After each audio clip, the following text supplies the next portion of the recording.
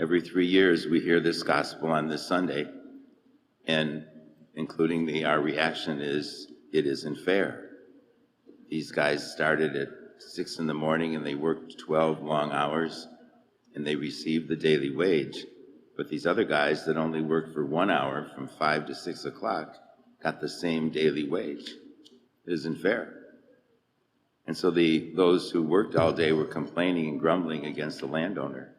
We should have gotten more because they only worked for an hour and you gave them the same as us. It doesn't seem fair, but then Jesus always looks at things from a different perspective. We've seen now several parables that he's given us over the last month or so. And who in their right mind would leave one sheep and leave all the other 99 unguarded to go and save it? God would. Who would be sane enough to spend the whole day cleaning their house to find a coin that was worth a dime? God would. What parent would just welcome back, throw open arms around a son who had been a prodigal son and squandered the inheritance and lived an awful life, and then throw them a party for coming home? God would. And we have to think about that. The landowner is working from two perspectives. One is justice and fairness. So in justice and fairness, he paid those who worked all day what they agreed upon as a wage. When it came to those that worked less hours, he still gave the same because he was looking at them with mercy and generosity. They all needed enough money to feed their families the next day.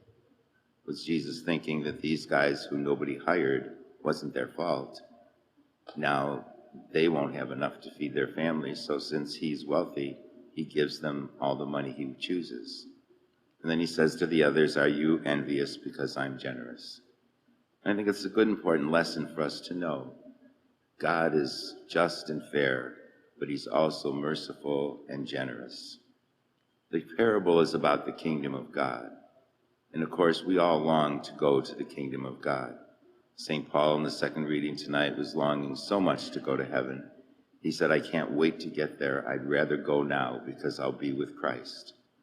But he said, I'll stay here in the flesh because it's to your benefit that I continue preaching. And so we all should feel the same way. We stay here in the flesh because God has work for us to do, but we also long to be with God in heaven. And we hope that we'll be ready. This is about the end of the world, kind of, because he's saying that we all need to be prepared to get to heaven. And what's going to happen if we stand before God and we're not prepared? We be prepared by doing the very best that we can each day.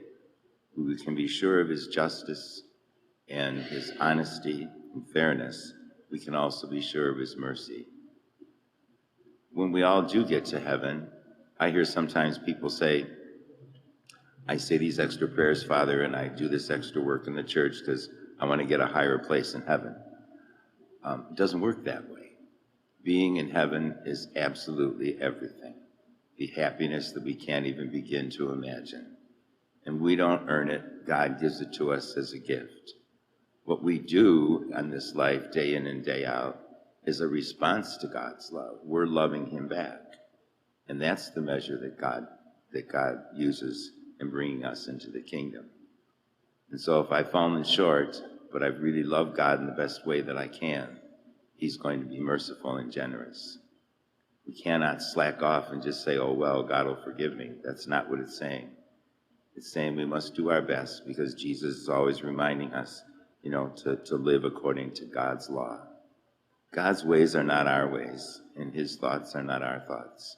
They're far above us, as the first reading said, as far as the earth is from the clouds.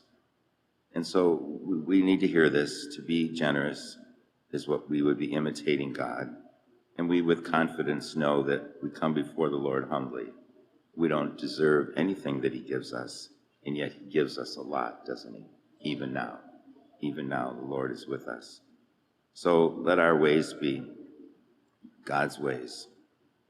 I can remember,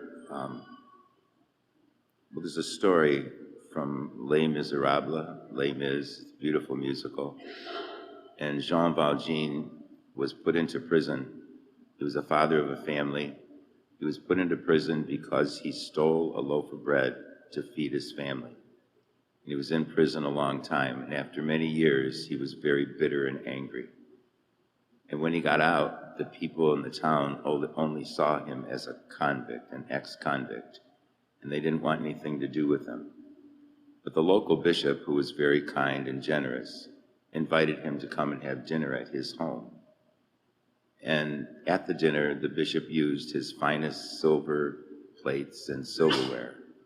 And then he invited him to stay in his guest room for the night. During the night, Jean Valjean stole the candlesticks off the table from the bishop. And he was pursued, and when the police found him, they found him with the silver, and they marched him right back to the bishop's house. When the bishop opened the door, he said to him, Jean Valjean, I'm so glad that you came back. He said, I meant to give you these candlesticks and I forgot. The bishop was showing the generosity and mercy of God. Generosity and mercy of God. There was one time in my own life when that happened. There was a group of boys in the parish that didn't have any interest in sports or other things usually young people are interested in. They were getting in a lot of trouble. And I had helped them on and off, trying to talk with them and so forth. And asking them, well, what would you like to do? And they said, well, there's these go-karts, they're motorized. And we've got the directions on how to build them, but we don't have the money to buy the parts. I said, well, I'll give you little jobs around the parish and give you some money each time you need some more parts. Well, this went on for about 6 or 8 months, and I had him washing my car, I had him cleaning up the grounds of the church, had him pulling weeds, doing all kinds of things. And every time I'd give him a few bucks. Well, one night about 11:30, quarter to 12, the rectory doorbell rings, and there's a police officer standing there with 4 of these boys. And he says, Father, these guys said that they have an appointment with you. Now I'm looking at their faces and they're just pleading with me with their eyes. And I said, what were they doing, officer? He said, well, they're riding these go-karts all up and down the streets and they're not supposed to be.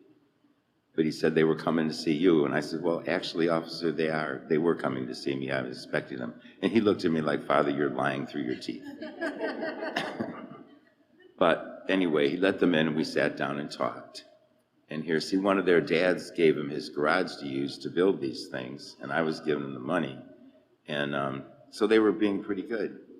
Well, I worked out a deal with them, of course, that there'd be so many times during the week when they could use the church parking lot to ride their go-karts around. But they had to keep on cleaning up all the grounds, too. So it's just an example in my own life, too, where you try to find a way. You try to find a way sometimes to steer people in another direction. Those boys turned out to be wonderful kids as time went on. And I just share it with you because it's what Jesus is saying. Mercy and generosity, justice and fairness. They were breaking the law. Should they go to detention home? No. You have to look at their motivation. So I could go on with a lot of stories, but I think that Scripture is worth our hearing today. Let us all be just and fair. Let us also be merciful and generous.